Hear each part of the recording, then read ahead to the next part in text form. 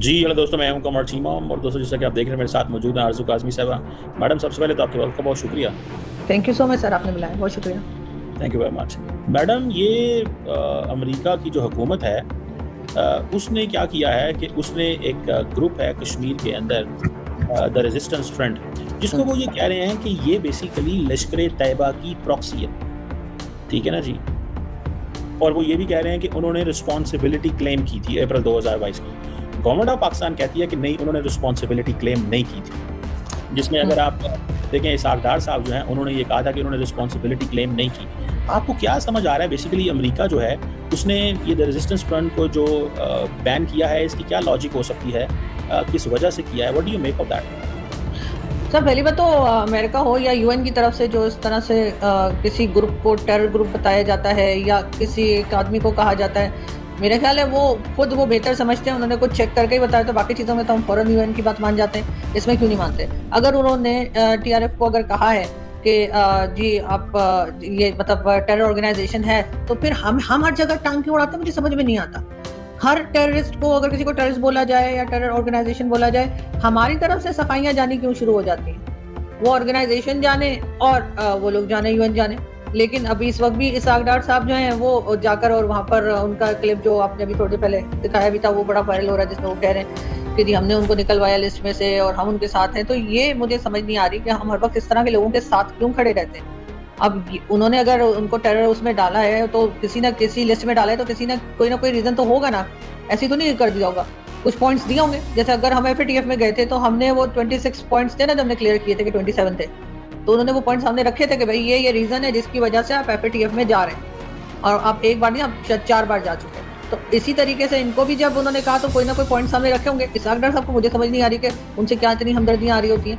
पहले ही हम फंसे हुए मुश्किल में, हमें पहले ही जो है वो इल्जाम लगता है कि हम टेरर फंडिंग करते हैं, कि भी टेररिस्ट को जो है सपोर्ट करते हैं। इस किस्म की बातें हमारे लिए कही जाती हैं और फिर हम उठकर कोई ऐसी बात कर देते हैं जिससे और वो बात जो है बिल्कुल एक तरह से कहिए वो बिल्कुल साबित हो जाती है।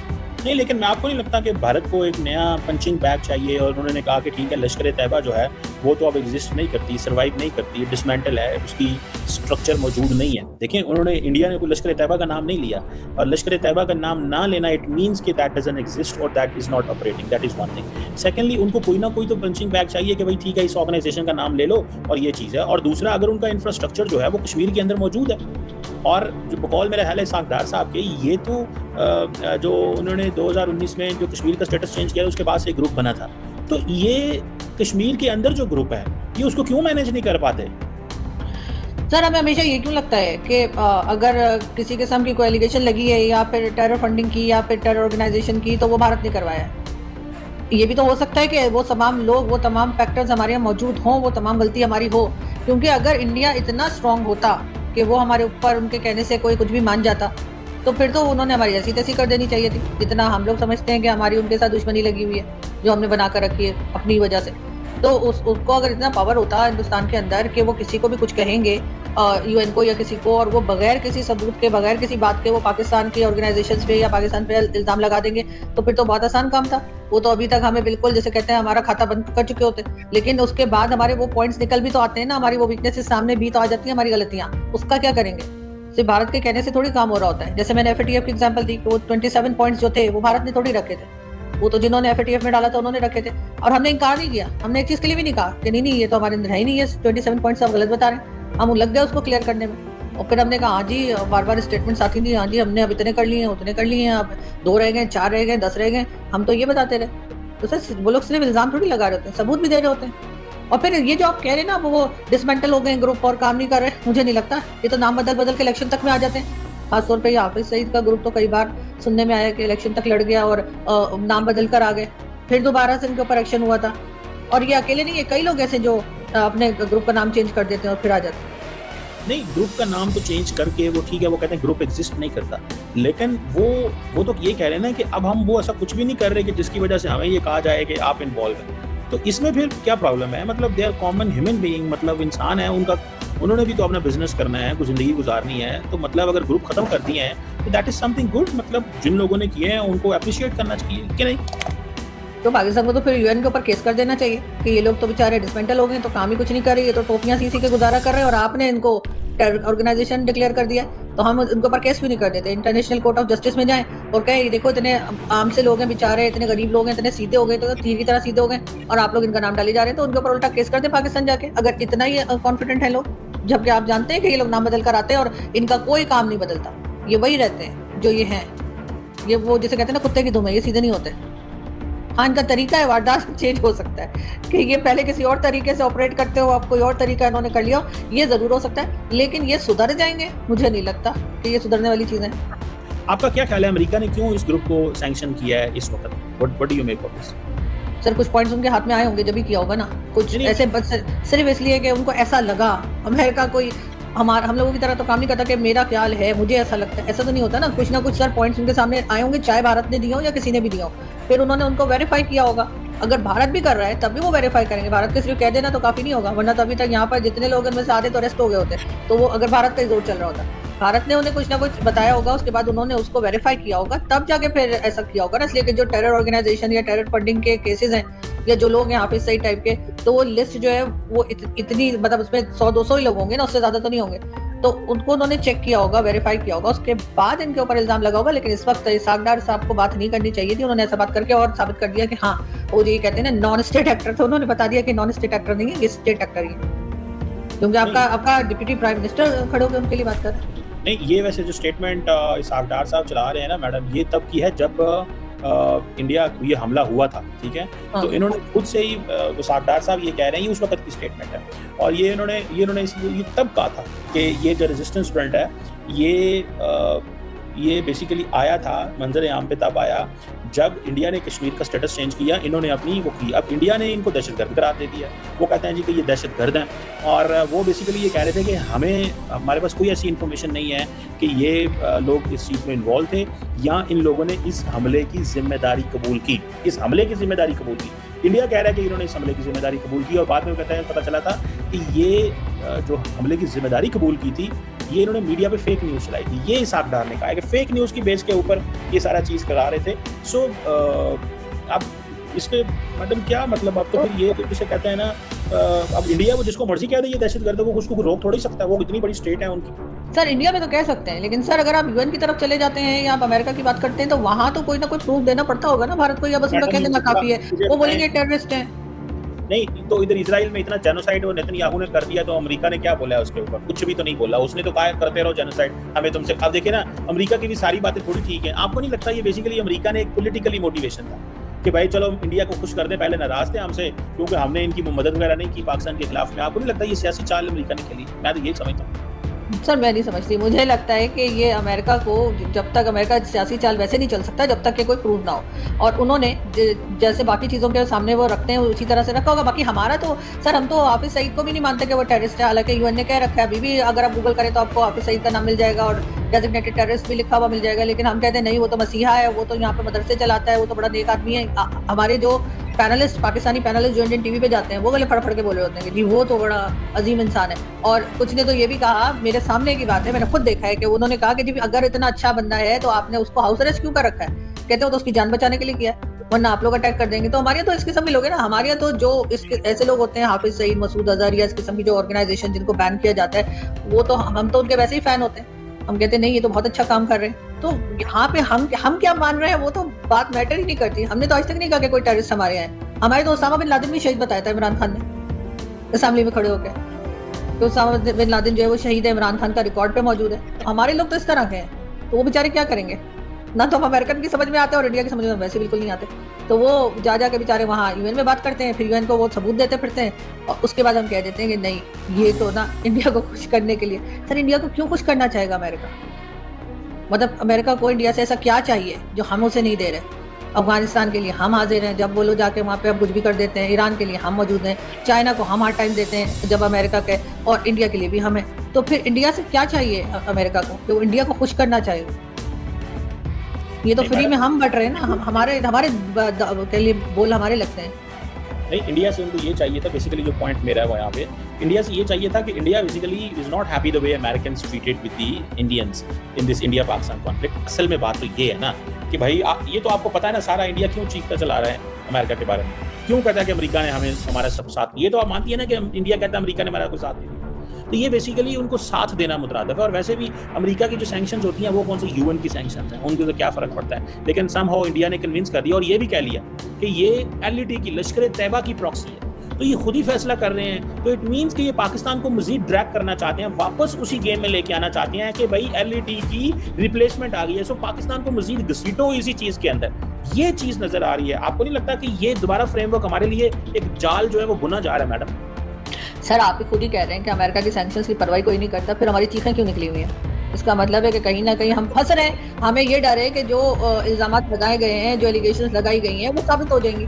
और जब वो साबित हो जाएंगी, जाहिर है उसमें हो सकता है भारत भी मदद करे, वो भी कई सबूत दे दें, हमारे यहाँ से वैसे ही पता लग जाता है। तो फिर आपको हो सकता है ये लग रहा है उस वजह से हम लोग चीखें मार रहे हैं और हम डरे हुए। अगर अमेरिका की सैंक्शंस की परवाही कोई नहीं करता, करने दे, जो मर्जी बोले कि वो टेररिस्ट है। ये वैसे भी हाफिज सईद को वो बोल बोल के बेचारे अमेरिका का गला बैठ गया यूएन का कि ये डेजिग्नेटेड टेररिस्ट है, लेकिन हमने फिर भी उसको हीरो बना के रखा है।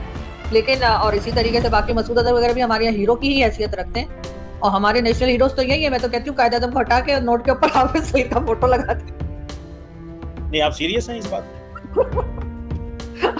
मैं सीरियस हूँ। आपको मजाक लग रहा है? मैं मजाक कर रही हूँ। हाँ, जितनी इज्जत हाफिज सईद की इतनी तो मिस्टर जिन्ना की नहीं है। मिस्टर जिन्ना की कोई आप सुबह उठे, आप पैसे निकालें, आगे से हाफिज सईद निकला है, कैसा लगेगा? मैं चेंज करा दूंगी सर। मैं किसी और कोई और करेंसी ले लूंगी, किसी और कंट्री की करेंसी ले लूंगी, या आप सिर्फ कार्ड पे चलूंगी, सिर्फ कार्ड पे चलूंगी। लेकिन कार्ड के ऊपर भी अगर उसकी तस्वीर आ गई तो कैसे ड्रॉनी बातें कर रहे हैं, धार्मिक बातें कर। नहीं, मैं तो ये कह रही हूँ ना कि वो तो इतना यहाँ पर इतनी उसकी इज्जत की जाती है, मिस्टर जिन्ना से ज्यादा तो पूछा जाता है, हर एक तारीफ कर रहा होता है।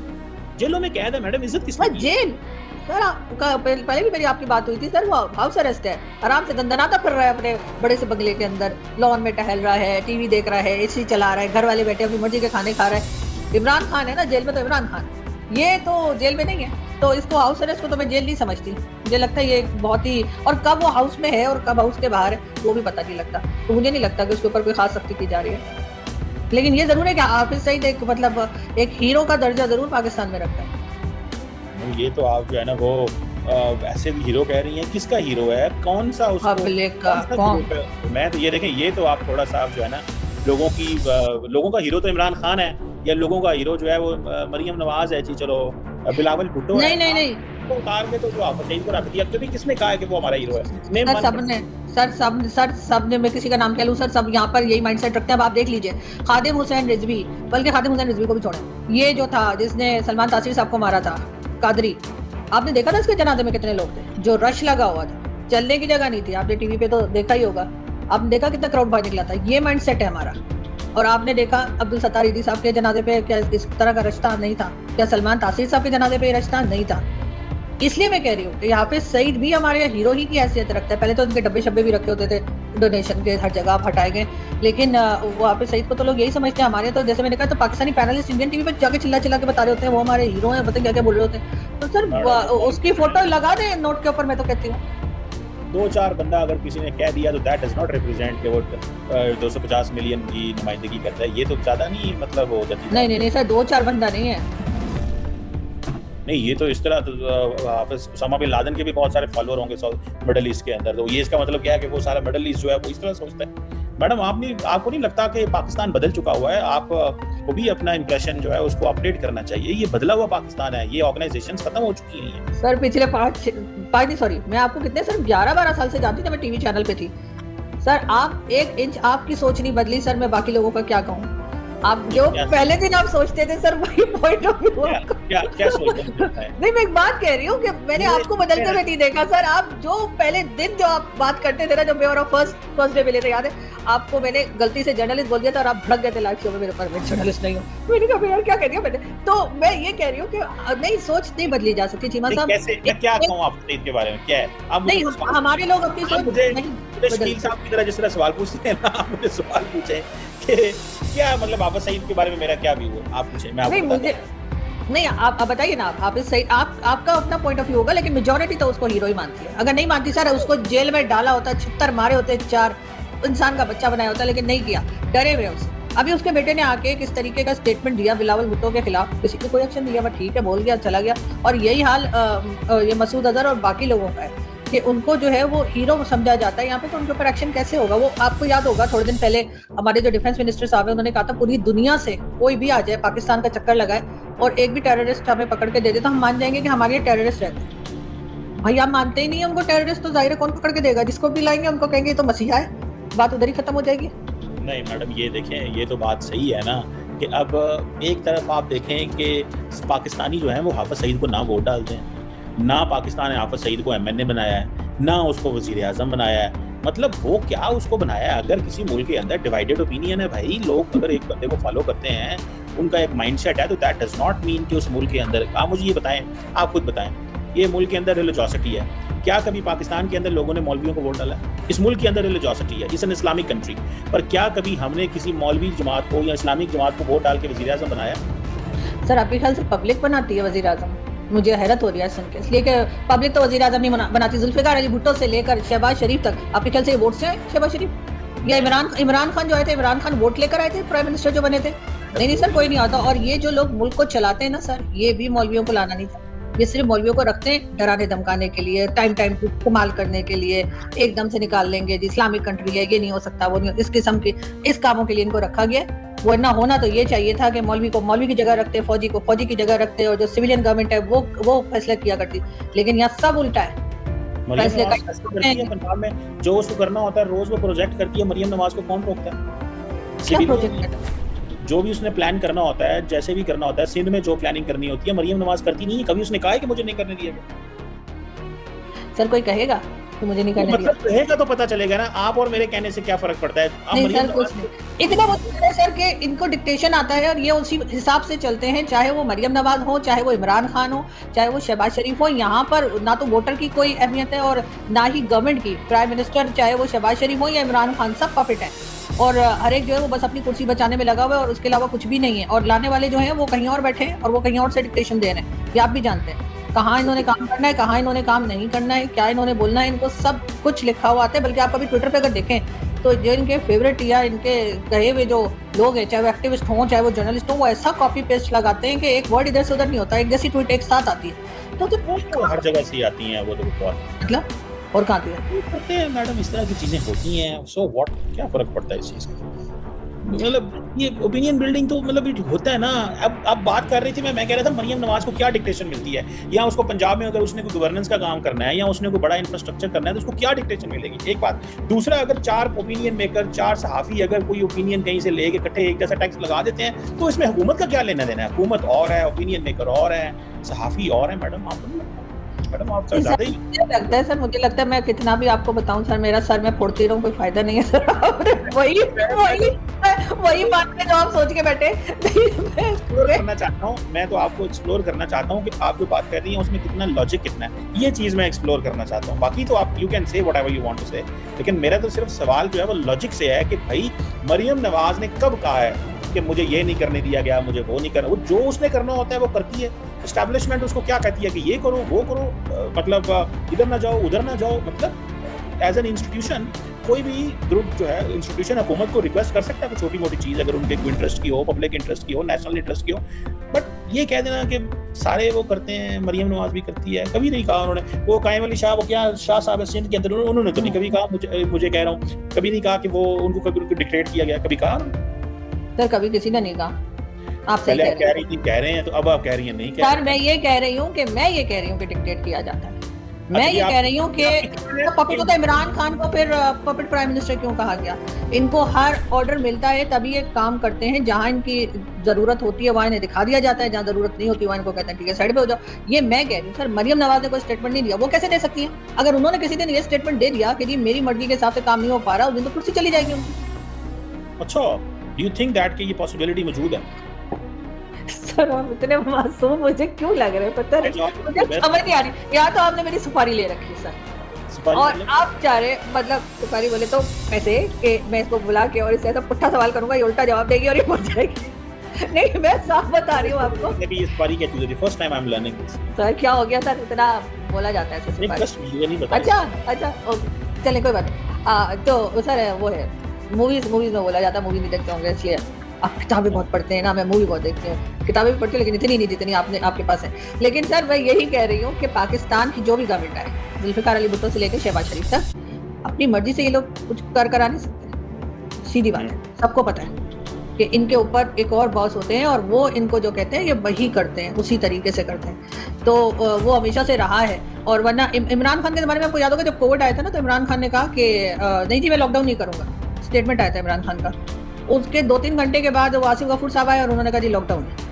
तो ये तो मतलब प्राइम मिनिस्टर की बात जो है ना हमारे गधे की लात होती है, कुछ भी बोल रहे हैं लेकिन आगे से जब दूसरी जगह से स्टेटमेंट आता है माना उसी को जाता है। जितनी दुनिया में आप देखें लोग ये जाते हैं, पैसा मांगने जाते हैं, बात करने जाते हैं, हर जगह ये आर्मी के किसी ना किसी को साथ लेके जाने की कोशिश करते हैं क्योंकि लोग उन्हीं का बिलीव करते हैं, उनको पता है कि फैसला इधर ही से होना है। सर अपना लेकिन मैडम आप देखें ना, जो चीफ मिनिस्टर है, जो प्राइम मिनिस्टर है, वो कैसे फैसला करता है? उसको इनपुट आती है गवर्नमेंट के इदारों से और फिर वो उसको तो नहीं पता होता, वो तो कमरे में बैठा हुआ है, तो उसको जो बताया जाता है वो फैसला कर लेता है। अब जो आसिफ गफूर की आप बात कर रही हैं, वज़ीर आज़म इमरान खान कमरे में बैठा हुआ दिल से फैसले कर रहा है, ये नहीं होगा, गरीब आदमी भूखे मर जाएंगे, ये हो जाएंगे, वो हो जाएंगे। उन्होंने बताया सर बंदे मर जाएंगे, इतना ये नेशनल सिक्योरिटी रिस्क हो जाएगा, इतनी पॉपुलेशन। जब उनको साइंटिफिक चीज बताई वो मान गए होंगे।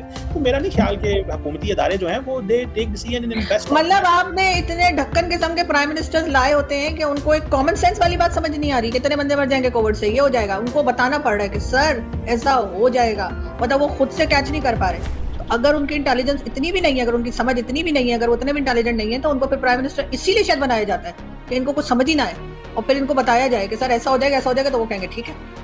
चले मैडम, आपका ये कहना है कि ये एक सारे का सारा इंस्टॉल्ड सेटअप है, तो मैं आपकी बात से जो है वो एग्री कर लेता हूँ, आप कह रही हैं तो मैं, लेकिन मैं समझता हूँ कि ये वज़ीर आला मरियम नवाज़ हों या मोहम्मद शहबाज शरीफ साहब हों, हमारे वज़ीर आज़म, और सिंध के वज़ीर आला हों या गंडापुर साहब हों, ये इंडिपेंडेंट लोग हैं, अपने इंटरेस्ट में फैसले करते हैं और that's how it is done. लेकिन जाहिर बात है पाकिस्तान में पॉलिटिकल क्लास की वो नहीं है, रेलिवेंस नहीं है, या उन बेचारों पे ट्रस्ट कोई नहीं करता, मासूम लोग हैं, तो उनको जो मर्जी को कह देता है, तो फिर आप कह रही हैं तो मैं मान लेता हूँ। चलें madam, thank you very much for your time and thank you for your valuable comments.